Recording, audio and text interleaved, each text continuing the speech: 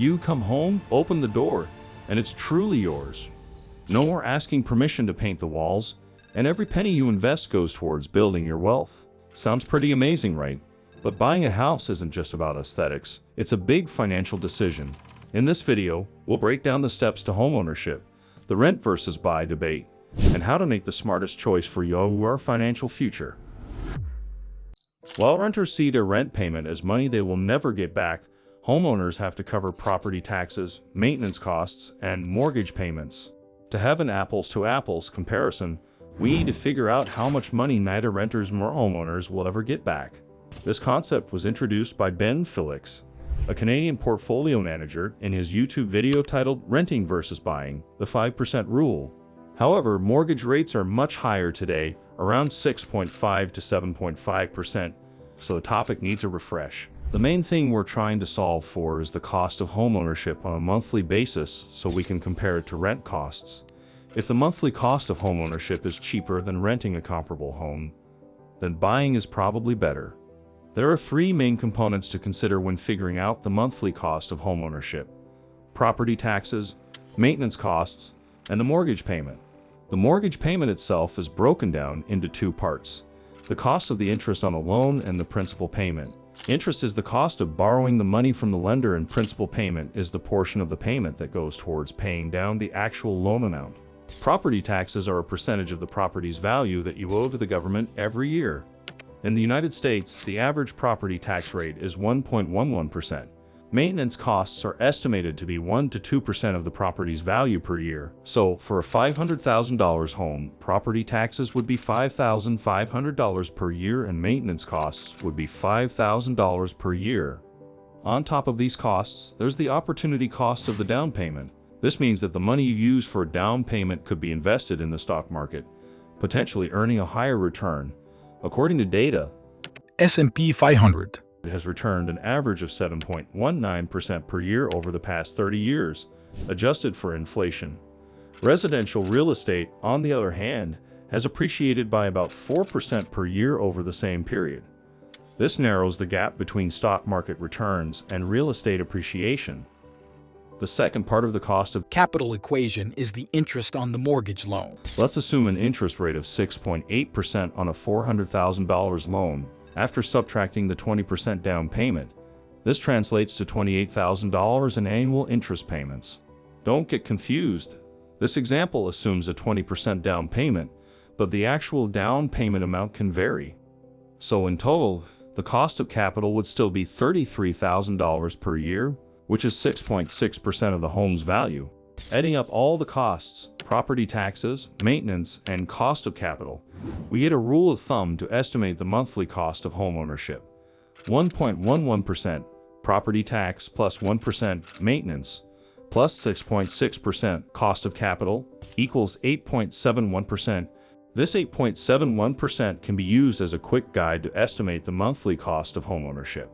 Simply multiply the home price by 8.71% and then divide by 12. For a $400,000 home, this would result in a monthly cost of $2,903. There's also a handy-dandy calculator available that you can use to play around with the numbers and see how different variables affect the outcome, like how much house you can afford or how a lower interest rate might change your monthly payment.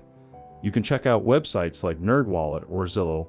They're a great way to get a personalized estimate before diving in. This can be helpful if you live in a different country or if mortgage rates change. However, this rule is not without its flaws. Humans are often irrational and impulsive. Just because someone doesn't put money down on a house doesn't mean they will invest it wisely. Additionally, mortgage payments can be seen as a forced savings method, building equity over time. Equity accrues over the life of a mortgage loan. At the beginning, most of the payment goes towards interest, but over time, more goes towards principal. This means that the cost of equity decreases and the cost of debt decreases. This is not accounted for in the simple rule we discussed. There are also different types of mortgages available, such as 15-year mortgages and variable rate mortgages, which can further complicate the equation. That being said, if you want to gain a comprehensive understanding of the available mortgage options and their respective pros and cons, Check out our video exploring the pros and cons of various mortgage options for better insight. Furthermore, after 30 years of making mortgage payments, the homeowner owns the house, while the renter has nothing to show for their monthly payments. Another flaw is that the rule assumes constant conditions. Inflation, mortgage rates, and opportunity costs can all change over time. Additionally, the tax benefits of deducting mortgage interest are not factored in. There are also pros and cons to owning a home that go beyond just the financial aspects. Homeownership offers predictable fixed payments, more control over the property, and security of tenure. Additionally, inflation can actually benefit homeowners in the long run, as they pay off the loan with cheaper dollars. The biggest potential upside of homeownership is capital appreciation, where the value of the house increases over time. Renting, on the other hand, doesn't offer any chance of building equity or profiting from appreciation. While the financial side of things is important, there's also an emotional aspect to consider. Homeownership can bring a sense of fulfillment and peace of mind, knowing you have a permanent place to live. It can be especially appealing for those looking to retire in the same place. On the other hand, renting offers flexibility. Renters aren't tied down to a location and can move easily if needed. They also don't have to worry about maintenance costs or property taxes.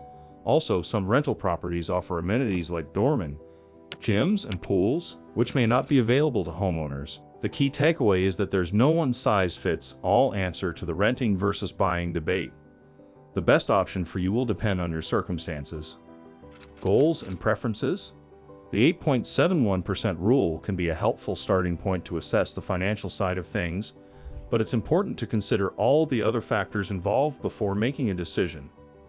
Use the free calculator to get a more personalized estimate based on your specific situation, including factors like property value, mortgage rates, and potential tax deductions.